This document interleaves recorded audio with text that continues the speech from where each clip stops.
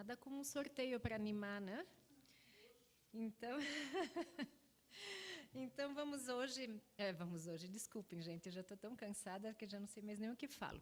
Mas então vamos voltar agora às Jornadas de Educação em Ciências e Matemática, na nossa última palestra do dia.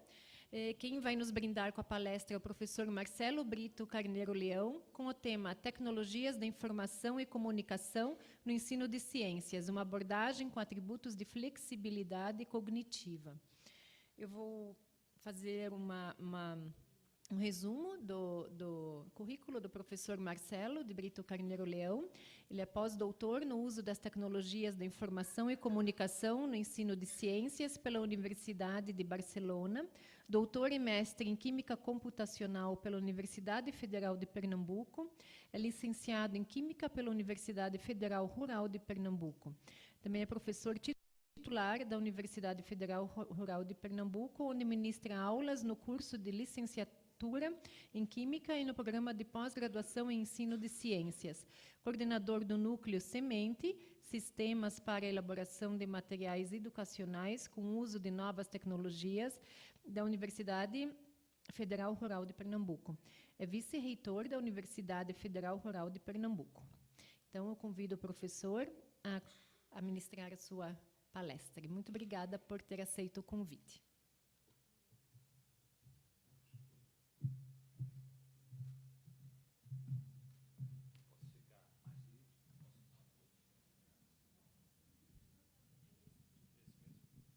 Pronto. Okay. Eu preferia ficar aqui em pé, porque eu não consigo ficar muito tempo parado ali atrás daquele negócio, não. Certo? Então, boa tarde a todos e todas novamente. Agradecer o convite feito pela Fabiana e outras pessoas. Eu vou tentar colocar nessa conversa um pouco, até chegar na questão da flexibilidade cognitiva, que é o que hoje a gente tem trabalhado no nosso grupo, mas antes eu vou colocar alguns pressupostos que eu acho importante, até para a gente contextualizar tanto a questão do uso das TICs, mas desse processo de ensino-aprendizagem de uma forma mais geral. Okay? Como já foi dito, eu sou professor lotado no Departamento de Química, onde eu ministro aula na graduação e no programa de pós-graduação em Ensino de Ciências, e coordeno o Núcleo Semente, que a gente criou em 1999, onde tem a participação de outros docentes, de outros colegas, alunos de mestrado, doutorado e de graduação. Pode passar? Eu vou, antes de entrar na questão das TICs no ensino de ciências, tentar discorrer um pouco de algo que eu acho que é fundamental, não somente para as TICs, mas para todos os processos da nossa escola, que a gente precisa fazer uma reflexão. Então, antes de entrar no ponto central da palestra, eu queria fazer alguns comentários. Eu costumo dizer o seguinte: a vida da gente, todo dia de manhã a gente acorda e tem um problema, seja ele mais simples ou mais complexo. E a gente tenta construir conhecimento sobre aquele problema para tentar encontrar uma solução. Essa é a estrutura da nossa vida, de uma forma geral. Nós nos defrontamos com um problema, tentamos construir o conhecimento e resolver. É isso, desde um simples atravessar uma rua, é um problema, você tem que criar um conhecimento, quer saber olhar para um lado, olhar para o outro, esperar o sinal fechar, etc., etc., para dar a solução que é atravessar essa rua. Então, isso é a estrutura da vida da gente. Eu tenho um problema, eu construo conhecimento e eu encontro a solução. Entretanto, a nossa escola, pode passar, faz exatamente o contrário. A nossa escola, via de regra, ela dá a solução inicialmente, ou seja, as aulas começam com as definições, com os conceitos, com a própria solução, e depois se tenta aplicar o conceito estudado em algum problema. Então, acho que a primeira coisa que a gente precisa refletir dentro da escola é tentar reverter isso. No lugar de a gente estar trabalhando a solução para depois encontrar o problema, é importante que a gente parta de um problema, construa conhecimento, e aí sim, para construir esse conhecimento, para resolver essa solução, para encontrar essa solução, essa construção do conhecimento vai se dar de uma forma muito mais interessante e prazerosa. Então, é nessa perspectiva, E aí, por que eu estou trazendo isso numa palestra de TICs? Porque a TIC ela vai atuar muito fortemente na disponibilização, na busca de problemas reais em que o indivíduo vai se defrontar e que, para resolvê-lo, vai precisar construir conhecimento. Então, a primeira coisa que precede a minha fala sobre TICs é: precisamos trazer para a nossa escola a forma de construção do conhecimento que temos no nosso cotidiano, no nosso dia a dia. Problema, conhecimento, solução. Pode passar.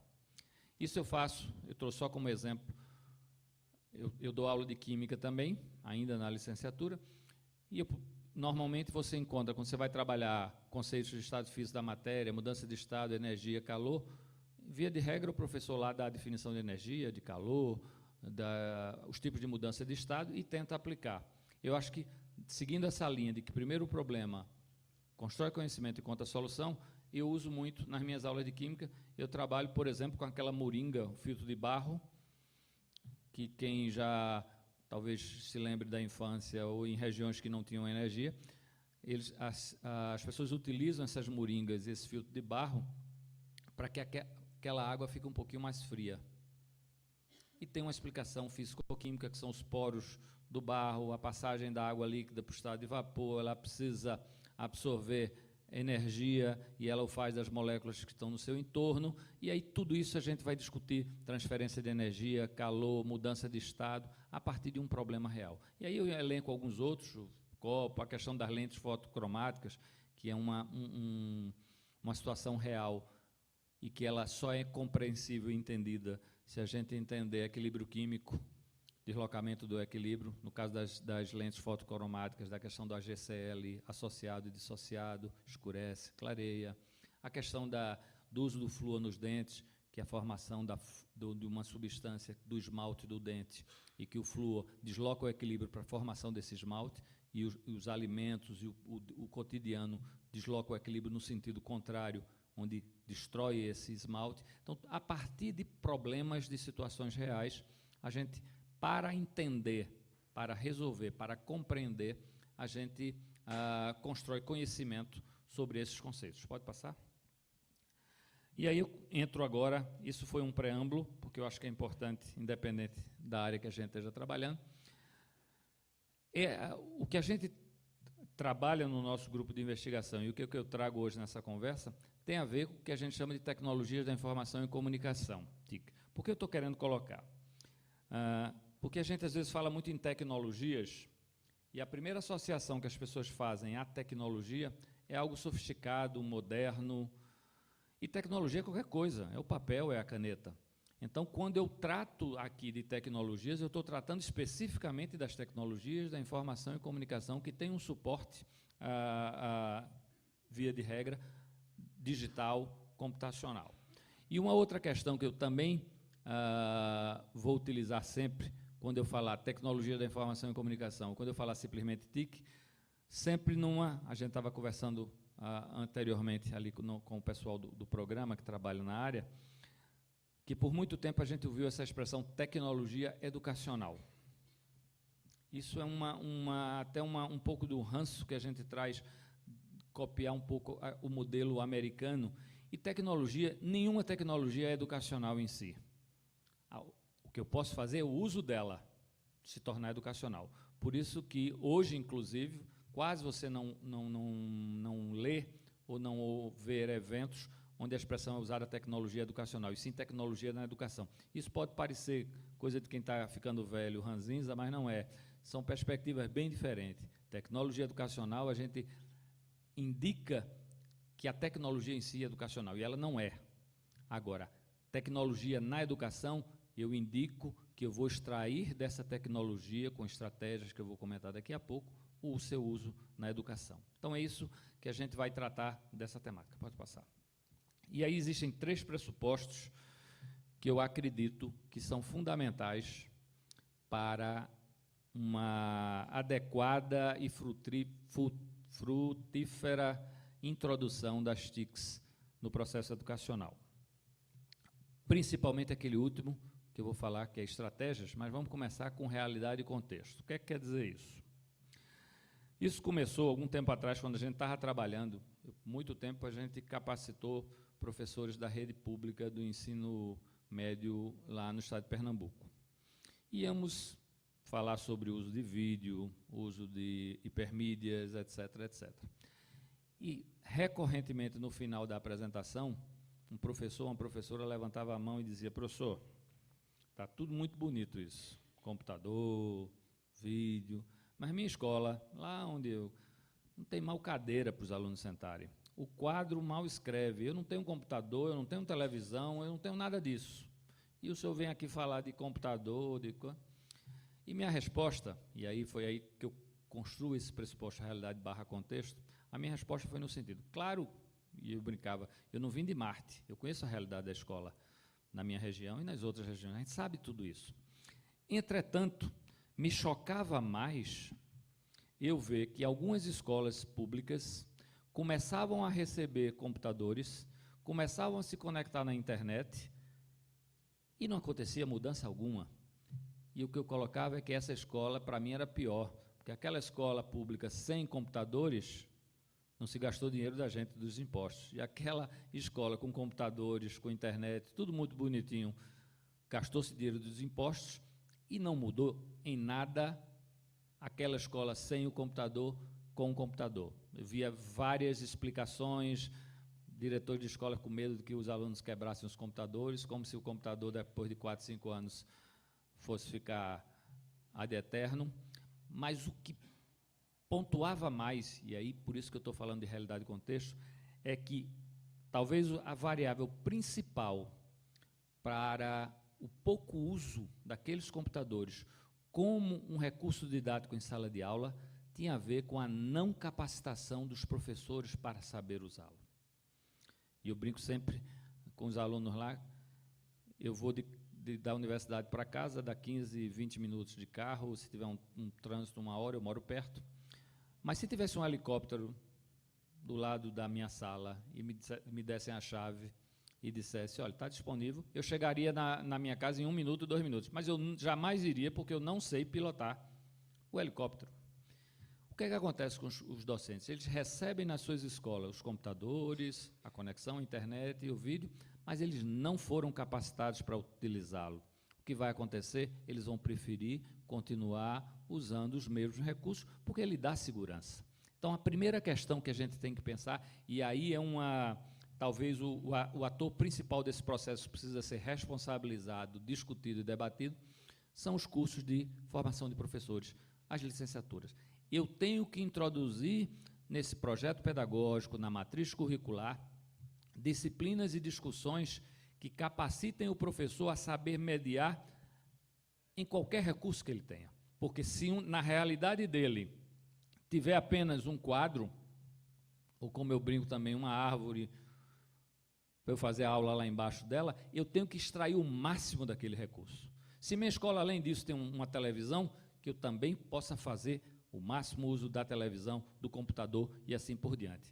O que eu não posso é incorporar essas tecnologias, esses novos recursos, se eu não tiver o professor capacitado. Então, o professor precisa estar capacitado para, tanto se a realidade dele mudar, porque a escola recebeu esses novos equipamentos, ou se ele mudar de escola, ele tem que estar capacitado. E, fundamentalmente, essa é uma responsabilidade que os cursos de formação de professores, as licenciaturas, têm que ter.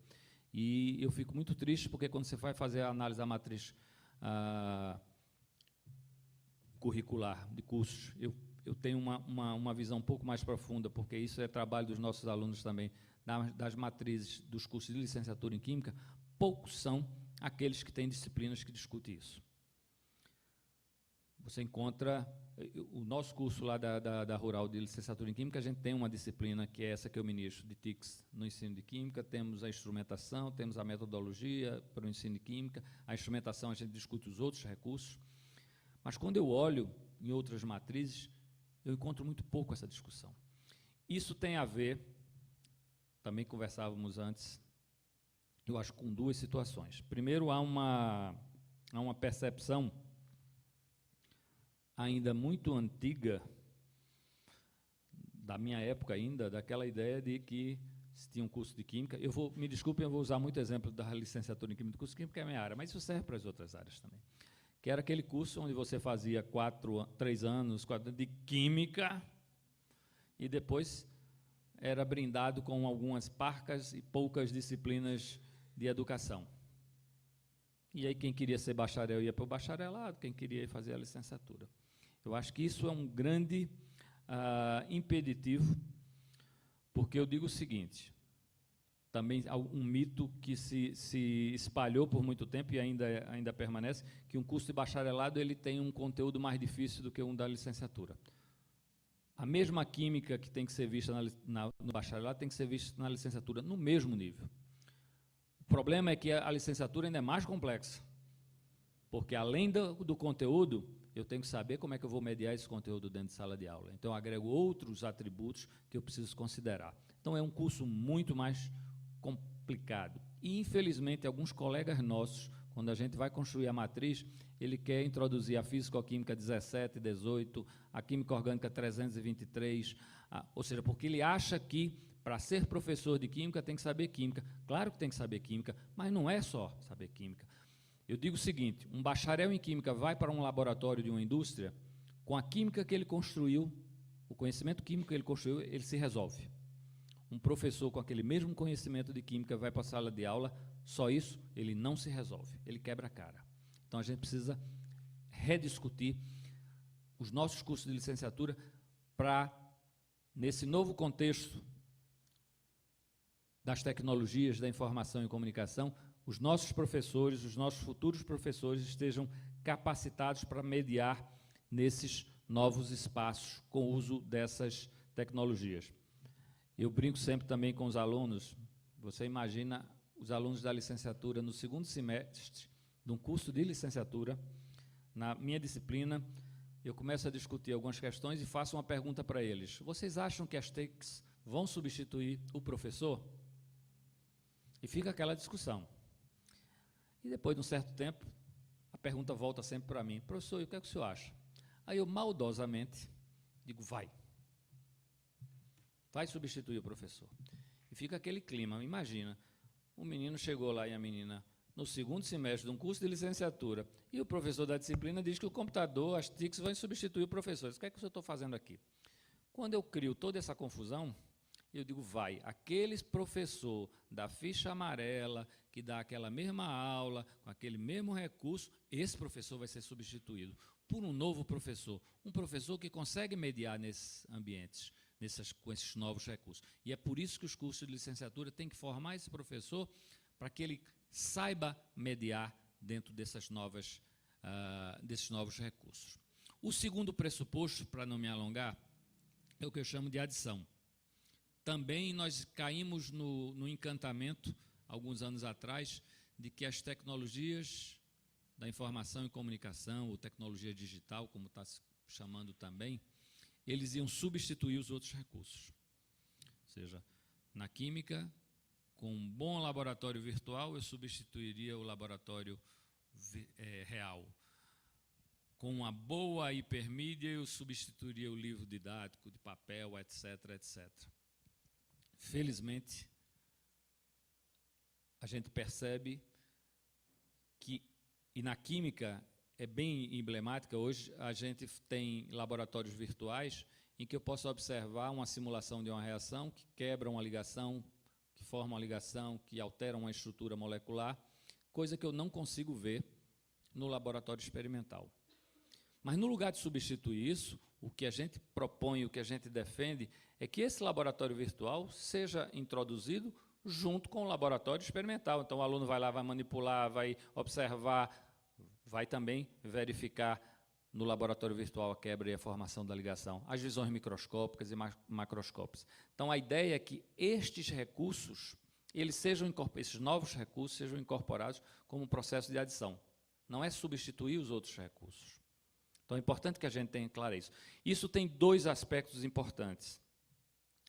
Eu costumo dizer o seguinte, o aluno nosso está cansado de sentar de 7 horas da manhã, ver o professor no quadro copiando, escrevendo, falando e ele copiando.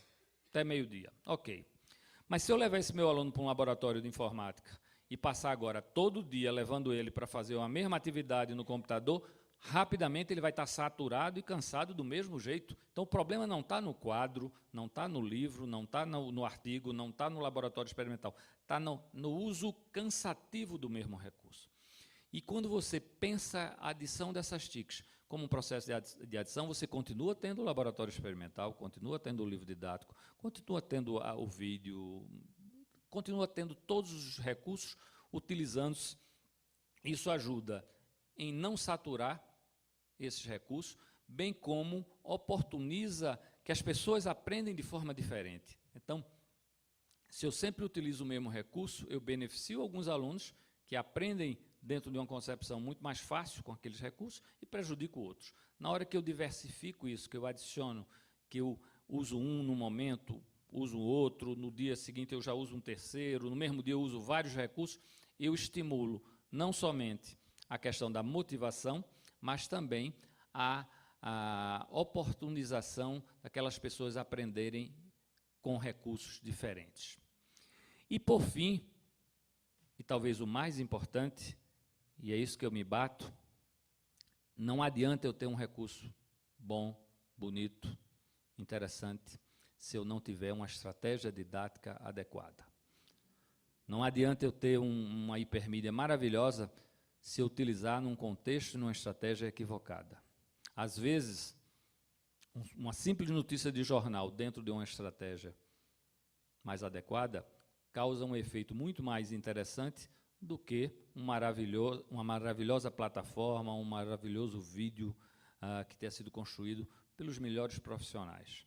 Porque a estratégia é muito mais importante do que o recurso. E aí eu vou tentar mostrar, aqui agora, duas estratégias diferentes com o mesmo recurso, para a gente ressaltar que o problema não está no recurso, está na estratégia que eu vou utilizar. Próximo. Eu vou utilizar a internet como um recurso e vou apresentar duas estratégias diferentes. Uma, eu acredito que seja um grande fracasso e outra, um grande êxito. Pode passar. Normalmente, pelo menos na minha época, eu acredito que hoje alguns professores ainda reproduzem, e aí eu novamente vou utilizar um exemplo da química, de funções orgânicas, mas de forma geral isso serve para a física, para a química, para a história, para a geografia. Os professores muitas vezes dão um curso, dão suas aulas, e ao final dizem, gente, agora eu vou passar um trabalho para vocês, não é isso? Passo o trabalho. E como é que é normalmente? Professor, quando é que entrega esse trabalho? Daqui a 20 dias, ok? Então, acerta o trabalho. É um trabalho sobre funções orgânicas, que eu vou querer de vocês, depois de eu der um curso de funções orgânicas, e que vocês vão me entregar daqui a 20 dias. Ok? Perfeito. Pode passar? Aí, 20 dias depois, chegam esses meninos e meninas e me entregam este trabalho. Vários problemas temos aí. Primeiro, já imaginou se eu sou professor da rede pública e dou aula em 10 escolas? Cada escola eu tenho 50 alunos na turma e eu passei esse mesmo trabalho, 10 vezes 50, 500 trabalhos eu tenho para corrigir. Me desculpe os colegas, nenhum professor corrigirá esses 500 trabalhos de forma lendo. Tem até aquela brincadeira, ele joga para cima, o que cai de um lado é 8, o que cai do lado de cá é 7, o que cai lá é 9, o que ficar voando é 10, como não vai voar ele não quer dar 10, e o que cai lá longe é 5. Então, no final, ele atribui essas notas. O que é que acontece? Além dele não ter... Qual é o intuito desse trabalho? Quando eu passo um trabalho, a ideia é que a pessoa tente sistematizar todo aquele curso que foi visto, buscar novas informações e construir conhecimento sobre aquela temática, que no caso é funções orgânicas. Com essa estratégia que eu estou propondo, de pedir um trabalho, do aluno fazer uma pesquisa na internet, que é o recurso, e me entregar uma versão final, primeiro, eu não consigo ter claramente se aquele trabalho foi daquele indivíduo, e para isso ver se foi importante ou não para a construção do conhecimento, bem como eu também não sei se aquele trabalho é da pessoa ou não, né? Se ele é original, genérico, pirata, etc, etc. Claro que hoje a gente tem programas que conseguem mapear, mas se o professor não tem condições de ler 500 trabalhos para nota, ele não vai fazer uma busca nos 500 trabalhos para saber se aquilo ali é original ou pirata. E termina atribuindo notas, fazendo um processo avaliativo, e, fundamentalmente, se o indivíduo não fez aquele trabalho, se ele copiou de algum lugar, não lhe serviu para construir o conhecimento, que é aquilo que eu quero enquanto professor. Ok? Então, eu usei a internet, um recurso, e coloquei essa estratégia. Eu vou agora pegar a mesma internet, o mesmo recurso, e vou propor uma nova estratégia para vocês. Gente, terminamos o curso de funções orgânicas. Ok? Beleza. Minha escola, minha realidade, tem um laboratório de informática. Ótimo. Pode passar? Eu vou pedir para que vamos lá, eu tenho 20 computadores, tenho 40 alunos, divido lá em dupla lá, cada duplinha vai para o seu computador. Gente, abram lá um editor de texto, normalmente o Word. Abram um navegador, pode ser o Google Chrome, o Internet Explorer, qualquer outro. Ok? Pode passar? Entrem num sítio de busca, que normalmente é o Google, e botem lá naquela caixinha funções orgânicas. Pode passar? O que é que vai acontecer? Vão aparecer vários links tratando de funções orgânicas. Aí, retrocedendo um pouco, aí já vai entrar a importância da participação do professor como mediador desse processo. Dentre esses links possíveis que vão estar abertos, vai ter uma quantidade de informações muito boas, mas também vai ter uma quantidade de informações muito equivocadas, de sites não confiáveis. Eu posso, enquanto professor, dizer, gente, desses sites que vocês abriram ali, selecione esses 5, que um é da Universidade Tecnológica Federal do Paraná, que a probabilidade daquela informação ser mais correta e confiável é maior, e aquele site de João Francisco, de não sei de que eu não sei de onde é, talvez não tenha uma informação verdadeira, então esses vocês deixam fora. Então selecione lá 5 desses sites, que eu tenho, por ter um pouco mais de experiência, por citar como esse papel de mediador, uma confiança maior nessa informação, abram esses sites. Pode passar? E aí vou estimular o famoso copiar e colar, que muita gente, eu já vi muito professor dizer que não deixa o aluno entregar um trabalho digitado, porque o aluno vai copiar e colar. Eu digo o seguinte a essas pessoas, o máximo que você consegue para esses alunos é melhorar a caligrafia deles, né? Porque eles vão ter que fazer a mão tudinho. Mas copiar e colar não é um problema da internet. Os mais antigos aqui vão concordar comigo. Quem não copiou e colou na enciclopédia Barça-Larousse? Copiava. Quem não tirou as fotos da Delta, da Larousse, da coisa através do papel manteiga, fazendo... Nós copiávamos e colava desde antes da internet. Então, o problema de copiar e colar não é da internet, é da estratégia que a gente vai usar. O copiar e colar naquela primeira estratégia, o pessoal fez, talvez copiou coisas e colocou como se fosse deles. Mas, nesse caso, eu estou estimulando o copiar e colar. Estou pedindo para que eles, naquele site, selecionem as informações que eles acham, que eles julgam mais importantes e pertinentes sobre funções orgânicas, copiem e colhem lá no editor de texto. Está lembrado que eu abri um arquivo lá do Word, lá deixei vazio? Eu vou pedir para que eles copiem e colhem. Agora, além de copiar e colar, eles vão informar a URL, de onde eles tiraram, a hora, o autor, etc. Pode passar? Opa, foi ao contrário. E vou pedir para que embaixo de cada material que ele copiou e colou do site, ele se posicione. Faça comentários da experiência que ele construiu durante todo o curso de funções orgânicas sobre aquele material que ele copiou e colou no arquivo Word. Pode passar? Salvei, a minha aula acabou, não tem problema de tempo. Ok, espero, daqui a 15 dias eu ia ter uma nova aula. Pode passar? Peço para reabrir, monto o mesmo grupo lá no laboratório de informática, peço para reler os arquivos.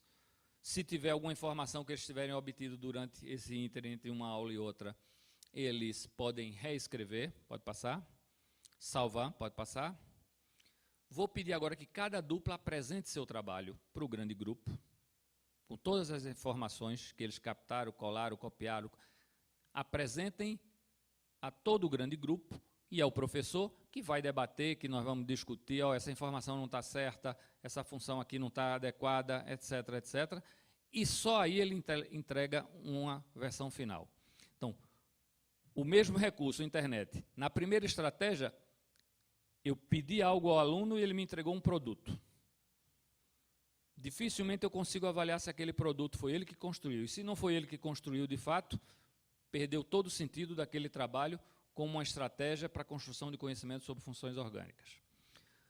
Na segunda, eu tenho o mesmo recurso, a internet, só que a minha estratégia me permite avaliar o produto, que eu sei que foi ele que construiu, porque eu acompanhei todo o processo de construção, e eu posso avaliar todas as ações e atividades que aquele meu aluno desenvolveu durante todo o processo de construção daquele trabalho. Então, o mesmo recurso com estratégias diferentes. Por isso que eu coloquei que mais importante do que qualquer recurso didático está a estratégia didática do uso dela. Não adianta eu ter um bom vídeo se eu usar uma estratégia didática equivocada. Não adianta eu ter um bom software se eu usar uma estratégia didática equivocada. Porque o mais importante é a estratégia didática. É claro que quanto mais recursos eu tiver à minha disposição na minha sala de aula, maior é a chance de eu construir estratégias didáticas exitosas. As TICs nos permitem isso. Agora, eu posso também criar estratégias interessantes com recursos, às vezes, não tão complexos. Pode passar? Uma outra questão que a gente precisa entender, eu costumo dizer que é para baixar a bola das TICs, colocar ela como um recurso igual a qualquer outro, mas também ressaltar a riqueza que ela pode nos permitir em algumas situações. Por muito tempo, até a escola tradicional, apesar desse nome tradicional, é sempre complicado falar, mas ela acreditou que informação e conhecimento eram a mesma coisa. E aí, até hoje, a gente ainda vê gente falando que vai transmitir conhecimento. E me desculpem quem discordar. O que a gente espera com a TFC é que esse aluno, ao se defrontar com um novo problema, qualquer que seja, relacionado à radioatividade, ele consegue dar uma resposta funcional muito mais adequada do que se ele tivesse sido ensinado radioatividade daquela forma compartimentalizada e rígida que tradicionalmente é feita. Então, o Rendespiro propõe que a gente encontre casos, que a gente parta esses casos em mini-casos, ou seja, são olhares. No caso da Amanda, da Priscila, da asmática, na notícia tinha depoimento do médico. Então, esse é um olhar, a gente chama de mini-caso. Tinha as entrevistas com a família, relatando quais eram as atividades que a Amanda realizava ou tinha dificuldade de realizar no seu cotidiano. É um mini-caso daquele caso, e assim por diante. E depois a gente estabelece as relações entre os casos e mini-casos através do que a gente chama travessias temáticas. E aí, essa TFC nos permitiu incorporar uma estratégia que já existia por muito tempo, chamada WebQuest, que é uma estratégia em que o professor seleciona alguns, porque essa WebQuest ela foi proposta por um cara chamado Bernie Dodge, que ele tentava resolver dois problemas quando você vai fazer busca na internet. A quantidade de informação errada que tem e a desorientação. Quem já não se defrontou com a situação que vai procurar uma informação, começa a abrir uma janela, daqui a pouco se irrita, apaga tudinho e vai, está perdido na busca da informação. Então, esse Bernie Dodge, ele propôs com a WebQuest uma estratégia onde o professor selecionava alguns sites que ele visitava anteriormente, passava para o aluno, dava uma tarefa e pedia um produto. Essa é a estratégia WebQuest. Como essa é uma estratégia que atende muito bem a conteúdos mais introdutórios, mais rígidos, a gente resolveu, em 2006, incorporar a TFC, a estratégia FlexQuest, ou seja, a questão de você abordar uma temática, uma discussão de conteúdos a partir de casos, mini-casos, travessias temáticas, na estratégia WebQuest, e aí criamos a estratégia FlexQuest, que hoje tem uma plataforma, está ali dita, e vocês podem entrar, é gratuita, criar conta, criar FlexQuest, ver as FlexQuests que já tem lá disponíveis. Pode passar? Essa é a página inicial. Você registra, cria uma conta, recebe um e-mail, valida e já pode tanto observar as FlexQuests existentes, quanto criar as suas livremente. Pode passar? Ela tem uma página inicial onde eu tenho uma informação geral da minha Flex Quest, onde eu tenho o título. Essa daí é o equilíbrio químico sob múltiplas perspectivas. Os autores, as pessoas que estão... e aí é o seguinte... São duas alunas minhas de mestrado, elas começaram a fazer essa Flex Quest, e eu posso adicionar pessoas como coautores ou como editores que vão poder trabalhar com essa Flex Quest até ela ser publicada. Tá joia?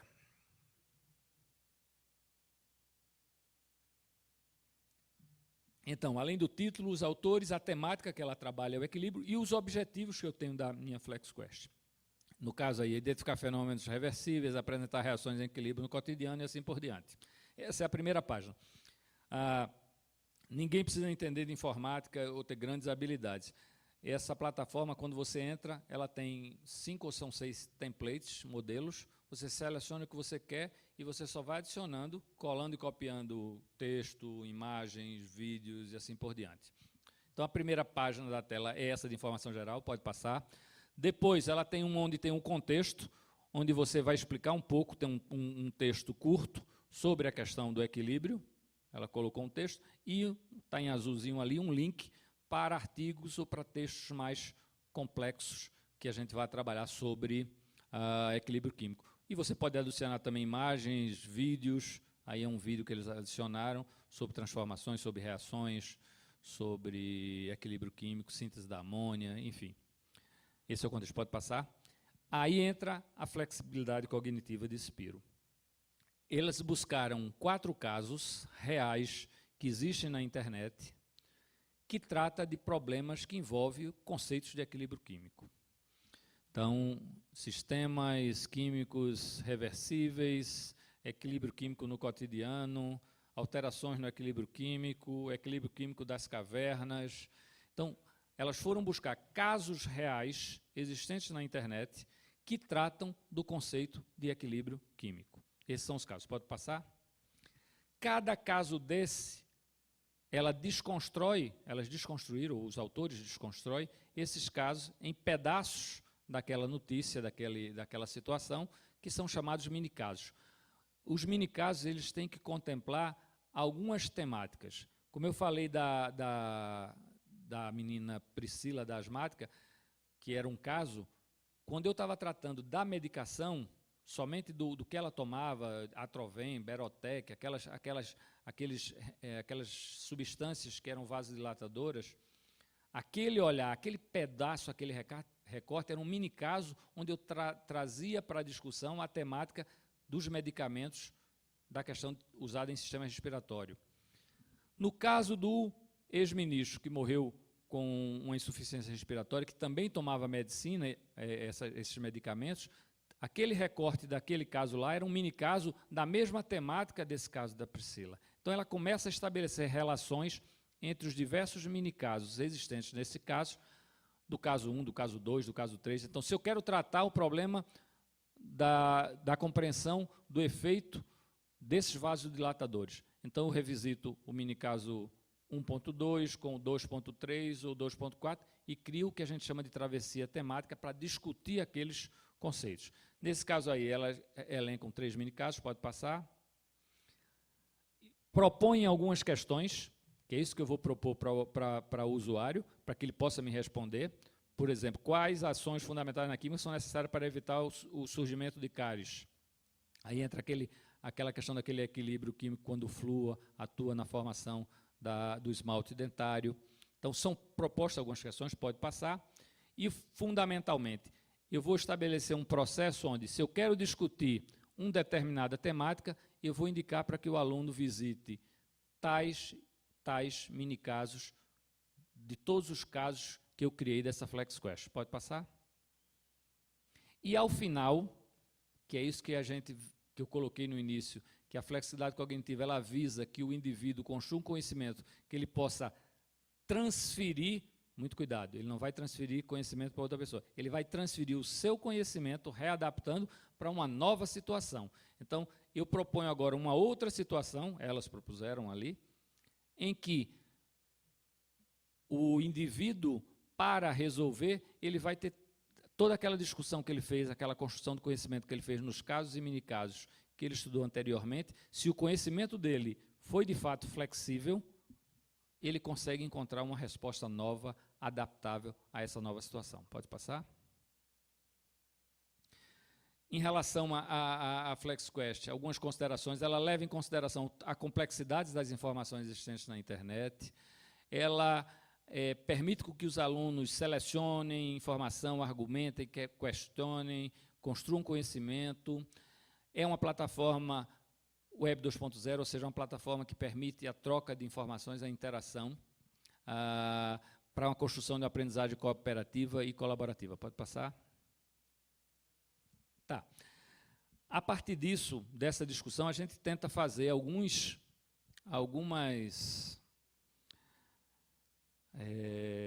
ações dentro lá do grupo, que são ex-alunos nossos, tanto em mestrado como doutorado, já terminaram. Um deles foi um projeto chamado KimiCast, que era criar podcasting voltados para o ensino de química. Eu costumo dizer que podcast é um vídeo metido a besta, porque é um vídeo do mesmo jeito como o outro. Só que o vídeo, normalmente, se você não cria uma estratégia de podcast onde você se sindica, onde você assina uma determinada informação, o vídeo, quando você quer achar um vídeo, você vai lá no YouTube, você procura o vídeo. No caso dos podcasts, seja videocast ou audiocast, se você disponibilizar num formato de podcast, o que acontece? No momento que você faz uma assinatura de uma determinada página, um determinado instituto, um determinado grupo, toda vez que algo novo é produzido, um vídeo, uma coisa, aquilo busca você. Você, quando abre o computador que conecta à internet, o seu sistema faz uma busca. Antigamente, a gente tinha que instalar um aplicativo, um agregador para fazer isso, mas hoje, se vocês olharem, eu não estou mas aquele que está envolto numa bolinha vermelha lá em cima, todos os nossos sites hoje, ou quase todos, têm a possibilidade de você se sindicar e passar a receber essa informação. Então, a gente desenvolveu alguns podcasts, alguns vídeos metidos a besta, como eu digo, de questões de química, mas sempre com a perspectiva de contextualização e de vocês primeiro ter o problema para construir conhecimento e encontrar a solução. Então, esses são alguns exemplos. Ali tem o Electron Go, onde a gente discutiu toda a parte de espectroscopia, a questão de emissão de radiação eletromagnética a partir da festa das torcidas em estádios de futebol. Então, a gente tem toda uma discussão, dois torcedores, 2 times, faz uma discussão e vai para o laboratório e queima lá os sais e vê a mudança de coloração. Tem a questão da pilha com limão, e enfim, pode passar. Uma outra questão que eu gostaria de levantar, e é também para provocar o título lá em cima, eu gosto mais da expressão ambiente virtual de estudo do que de ambiente virtual de aprendizagem, apesar de ser minoria na literatura, porque você encontra muito mais ambiente virtual de aprendizagem, mas eu acho que o ambiente em si, ele não necessariamente gera aprendizagem, ele gera informação, é um ambiente de estudo, e que, dependendo da estratégia de uso que você faça, pode ou não gerar aprendizagem. Aí, eu botei na minha cabeça que eu tenho que chamar de ambiente virtual de estudo e vou continuar mesmo indo de encontro a alguns autores que usam o ambiente virtual de aprendizagem. Mas, enfim, saído dessa parte do nome,